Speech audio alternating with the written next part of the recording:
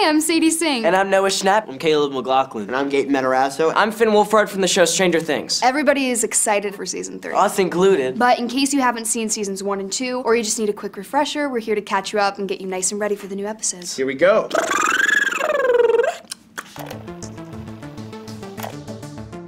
Super fast, here's a quick rundown of all the important characters in the series. There's Mike, Will, Dustin, and Lucas, the most awesome one, who are all best friends. Mike has a sister named Nancy, and Will has a brother named Jonathan. Nancy's dating this really cool guy named Steve Harrington and is best friends with Barb. Will's mom is Joyce Byers, and the Hawkins chief of police is Jim Hopper. Oh, and we can't forget 11, but we just call her Elle. Hawkins, Indiana, here we come.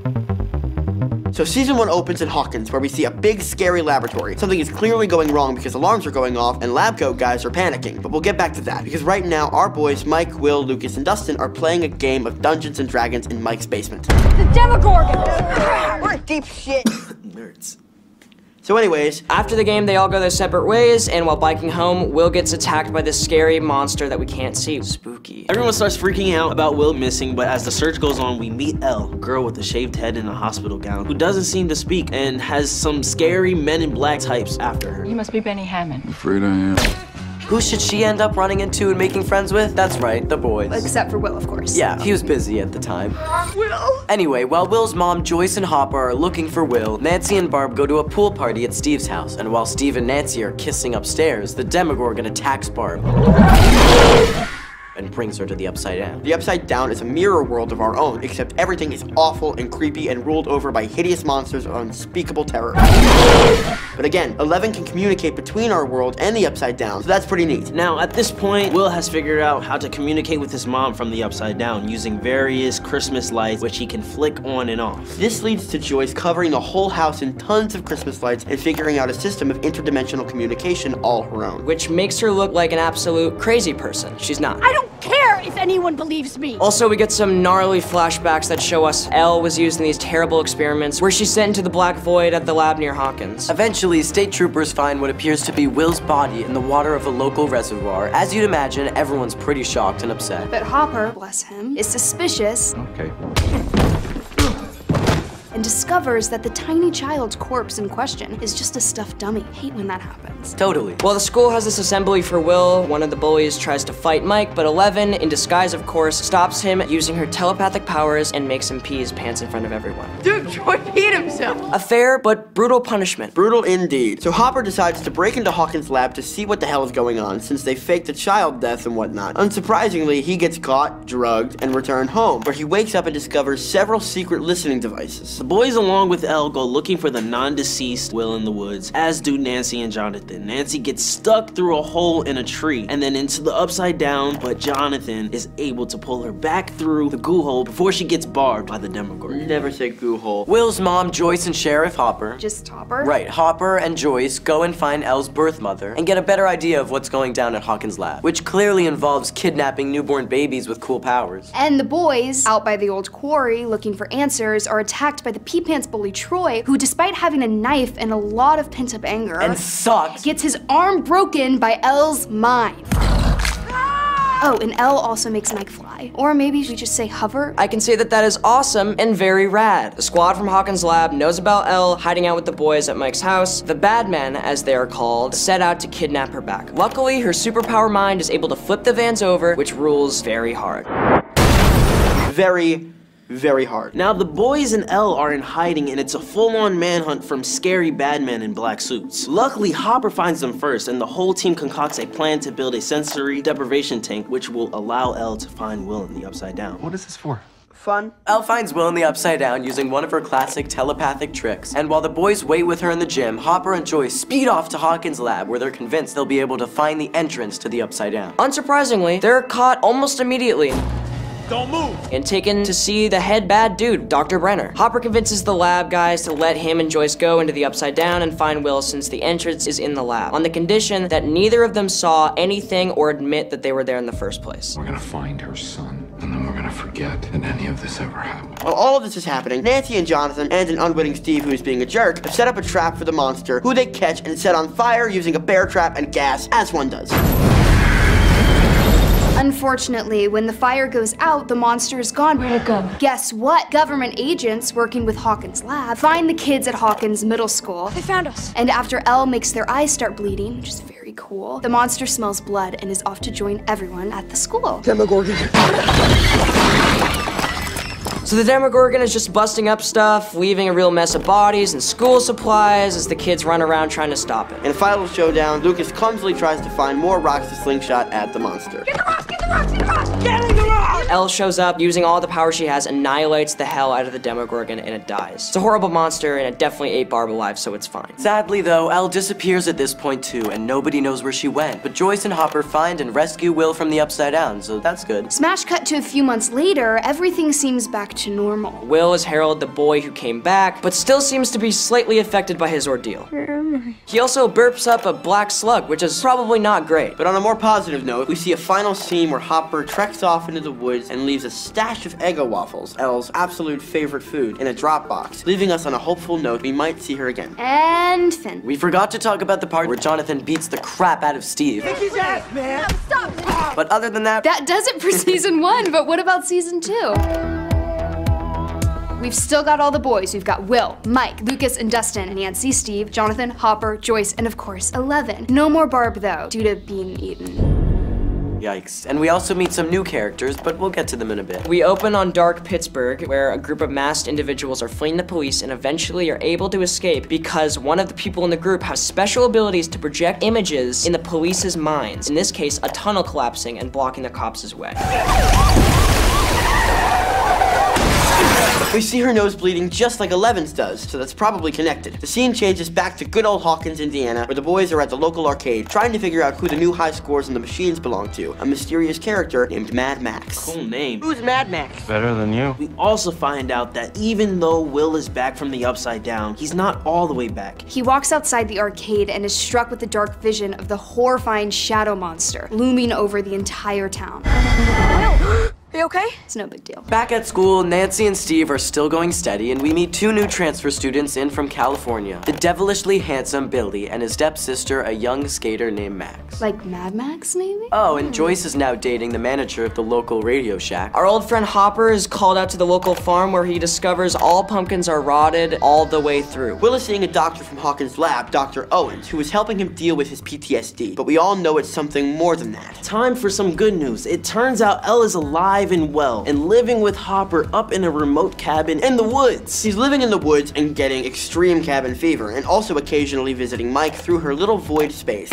Because government bad guys are really looking hard for her, even a year after her disappearance. While the boys are trying their hardest to make friends with Max, Hopper heads into the woods to explore more of the weird goose stuff that is killing all the pumpkins, and discovers that the problem is seemingly emanating from, Hawkins' lab. Oh, and Nancy and Steve have a huge fight at a Halloween party, and by the end of the night it seems like she's actually warming up more to Will's older brother, Jonathan. While the boys are out trick-or-treating, Will has another terrifying run-in with the mysterious shadow monster, this time in full view. Gotta tell you, it's pretty scary. Meanwhile, Elle, who wasn't allowed to trick-or-treat because it might expose her, does her own void black space trick to go see Mike, who she misses a lot. After their Halloween night out, Dustin returns home to find some weird tiny salamander-looking creature rummaging in his trash and adopts it. What are you, little guy? And names it the natural choice D'Artagnan, or Dart for short. After the previous night's fight, it really looks like Steve and Nancy are donezo. History kaput. No more Stancy. Womp womp. Elle, fully sick of being cooped up in the cabin, sets out on her own to find Mike and the rest of her friends at school. Where is school? Where coincidentally, Dustin has managed to lose Dart, and we're still not entirely sure where Dart is. While the boys look for Dart, Elle sees Mike with Max and runs away in tears. And Will has yet another horrifying run-in with the shadow monster, who swiftly inhabits his body. Again, probably not a great thing. There's a weird rivalry going on between Steve and Billy, too. Cool guy drama, I guess. Maybe you should just shut up and play the game. While Joyce and Hopper tried to make sense of these new drawings that Will keeps making of the shadow monster in the Upside Down world tunnels, Nancy and Jonathan are scooped up by the government agents for asking too many snoopy teenage questions. Let us out of here! But eventually, Dr. Owens decides to show them the portal to the Upside Down in an attempt to get them to shut the hell up. We understand each other now, don't we? Dustin has been keeping Dart a secret from his friends since he recaptured him, which I'm sure he had a perfectly good reason for, right? But surprise, surprise, It turns out that he's a baby Demogorgon, and he ate Dustin's family cat.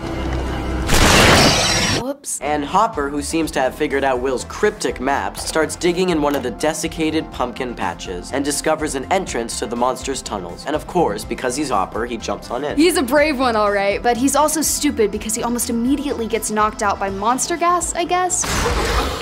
Then the tunnel, which seems to be a part of the monster, starts enveloping him. Wait, no.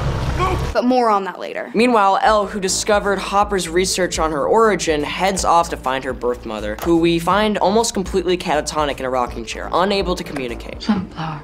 Rainbow. That's a bummer. Oh, and Nancy and Jonathan enlist the help of a wacky private investigator, Murray Bauman, and end up hooking up at his weird garage. With help from Bob, who has a real knack for puzzling, Joyce is able to find Hopper and is quickly joined by scary dudes in ET-looking suits from Hawkins' lab, who begin to burn the tunnel because apparently the monster absolutely hates warm stuff. One unfortunate side effect, however, Will is clearly being inhabited by the monster, as this tunnel burning causes him to convulse in pain too. And honestly, he's been acting super weird for a while now. Dustin enlists our old friend Steve to help him capture the now husky-sized Dart, who is trapped in the cellar of his house. You ate my cat. But Dart is super strong and busted out. Uh-oh. With Will, Joyce, Hopper, and Bob in the hospital recovering, Dustin and Steve set out in the woods to search for Dart, and with the help of their friends, erect a kind of Demogorgon fortress in the woods. Things do not go as planned. This is Stranger Things. What do you expect? But we do find out that Steve is kind of a great babysitter, in ways that only a Hawkins babysitter would need to be. What the? I still can't believe Max's family moved into this bonkers town. Oh, come on, you love it. While all this is happening, Will, now operating as a kind of spy for the monster, which in true D&D style is called the Mind Flayer, summons armies of Demodogs to the hospital with great ominousness, I might add. He made me do it. We take a break from the storyline to rejoin Elle, who discovered from her mother that there are other kids like her, and sets off to find them on another bus. She ends up in the big city and eventually finds her sister, who is the girl from season 2, episode 1, with the gang of masked folks. The gang of misfits encourages Elle to work on developing her powers and eventually enlist her help in their mission, Surely Temple's gonna get us all killed. which is to kill everyone involved with Elle and her sister's torture as young children. A vendetta, if you will. Don't cross badass girls, I guess. But Elle isn't really big on the murder thing, and eventually sensing trouble back in Hawkins, parts ways with the crew and heads back home, again on a Greyhound bus. Back to the hospital, where dozens of Demogorgons have broken out and are ripping apart scientists and soldiers all over the place. It's just a full-on bloodbath. Oh yeah, bad news all around. Hopper, Joyce, Bob, Mike, and Dr. Owens are running around trying to avoid the monsters, but also have to put Will to sleep because he's a straight-up shadow monster capo at this point. He's lying! He's lying! He's lying! Just when it seems like everyone's screwed, 80s technology genius Bob sneaks past the monster horde to the security room, where he successfully opens up a path to escape for the rest of the crew. Way to go, Bob! Tragically, Bob suffers a hero's fate and gets gruesomely disemboweled by a group of Demodogs. You're with Barb now, Bob. The surviving gang escape back to the buyer's house, but are eventually set upon by more Demodogs. That's not good. They just can't catch a break. But just as they prepare to go down fighting, a limp Demodog corpse flies through the window, heralding the return of, you guessed it, 11. As Hopper leaves with Elle, Steve is charged with babysitting the kids, which he is, again, very good at. Does everybody understand that? Babysitter Steve. Mom Steve. Alas, an irate Billy comes by looking for Max, and he and Steve end up in an epic fight. One that is actually ended by Max, who threatens to nail that Billy. Guess that's why they call her Mad Max, huh? Joyce, Jonathan, and Nancy try to exorcise the shadow monster from Will before it completely consumes him, using the only weapon they know hurts him, heat.